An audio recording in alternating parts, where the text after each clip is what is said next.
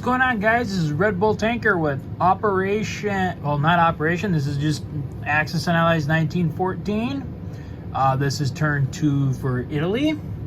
So let's kind of go through what's going on. Alright, so the Austrians continue to push against the Russians. Along with the Germans, they are continuing to push the Russians. The Germans have taken Livonia and Belarus and are really putting the screws on Russia.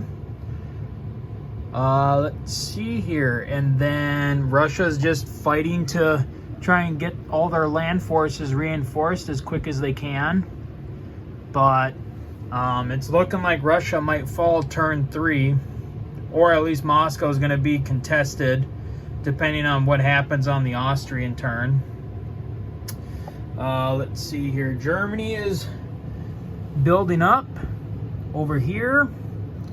They had like 40 some IPC this turn, so they spent that wisely. France went into Belgium because Germany left only 2 infantry there, so France decided to go in and take Belgium for itself. See what that might do for the Germans. And then they along with the British brought all their fleet forces up to Sea Zone 9 to try and box in the German Navy. So we'll see how that goes there. Down here in Africa, the Germans took South Africa. Oh, 1 second. So in Africa, like I said, Germany came in and took South Africa from the Brits. But then the Brits came down into Angola, Portuguese East Africa. The Brits did try to take Cameroon from the Germans, but nobody hit. So it is now a contested territory. France fought the Germans in the Gold Coast, 2 infantry on 1. There was a 1-for-1 trade-off. So France got the territory. So now the whole the whole West Africa coastline here is completely open for France to start coming in and picking off those territories and helping the Brits get back.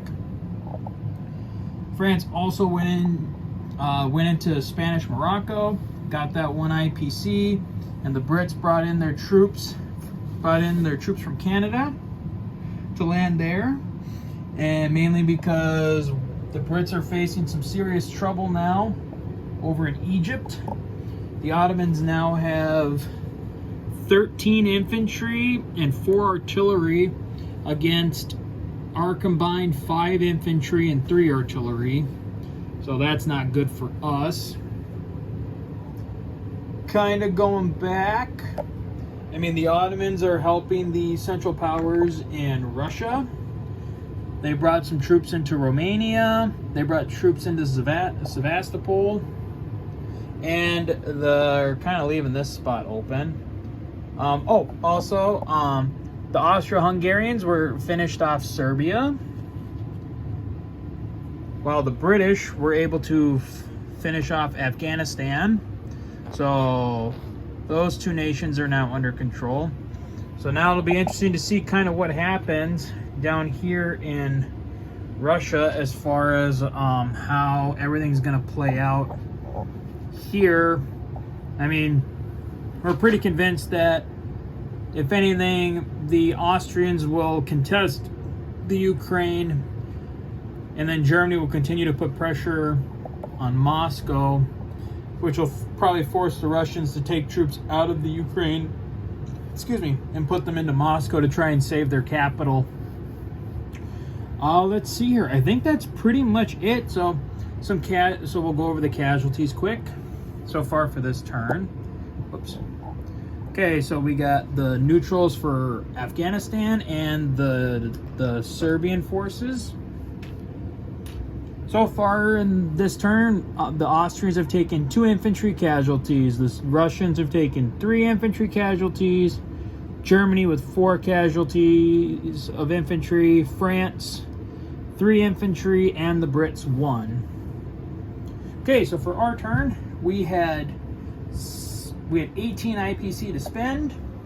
We spent all of it on 4 infantry and a transport. We had 1 round of combat. So what I decided to do was to take all my troops in Venice, which was 13 infantry and 5 artillery. And then I had 2 infantry on this French transport that landed. And then I took an infantry and fighter from Rome on my transport to aid in the landing. So I ended up going into the battle. I set it up over here on the battle board just so you could kind of see it. So total, I had, let's see, 4, 6, 11, 12, 13. I had 18 infantry. Wait. 1 second. So 10, 11, 12, 10, 11, 12, 13, 14, 17. Yeah. Okay. Yep. 18 infantry, 1 fighter, 5 artillery, and a battleship. And then the Austrians had 8 infantry with 2 artillery and 2 German infantry also supporting. So how the battle went. So with amphibious assaults, if there is artillery present and it's just an amphibious assault, it's not like reinforcing ground troops simultaneously. Artillery gets a first strike. So on the first strike, unfortunately, I lost 2 infantry. But then on the whole, for the entire battle, I ended up losing another 7 infantry. And the Central Powers, the Austrians lost 7 infantry. The Germans lost their 2 infantry, and the Austrians lost 1 artillery. So at the end of the battle, while Trieste is now is going to be contested, the Austrians now have, the Austrians will have an infantry and artillery remaining, while I have 9 infantry and 5 artillery. Whoops. And a fighter. So that, I mean, I'm actually surprised I killed as many enemy units as I did, but I'm also just as equally surprised that they killed as many of my troops as they did. So I guess my feelings on the battle are kind of a wash at that point. So that was the only combat. So non-combat's pretty simple. My non-combats are pretty simple. I'm moving all my forces in Tuscany to Venice to keep the Germans out. And then this infantry in Rome is going up to Tuscany. So that's all my reinforcements. And then my deployments. I'm deploying 4 infantry in Rome and my transport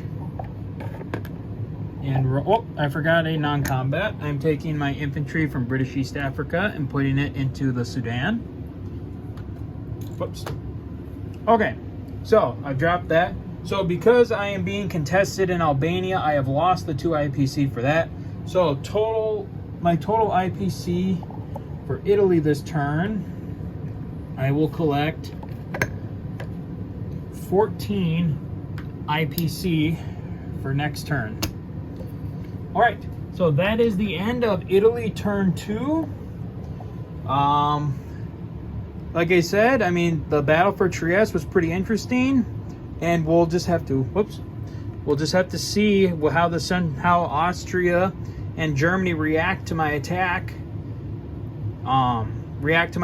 There, and we'll just, see how Russia does. Unfortunately, like I said, we think that Russia's probably going to fall. But so, yeah, I suppose. So until then, guys, until next time, I will see you guys for a quick video for the U.S. turn 2. So until then, guys, take care.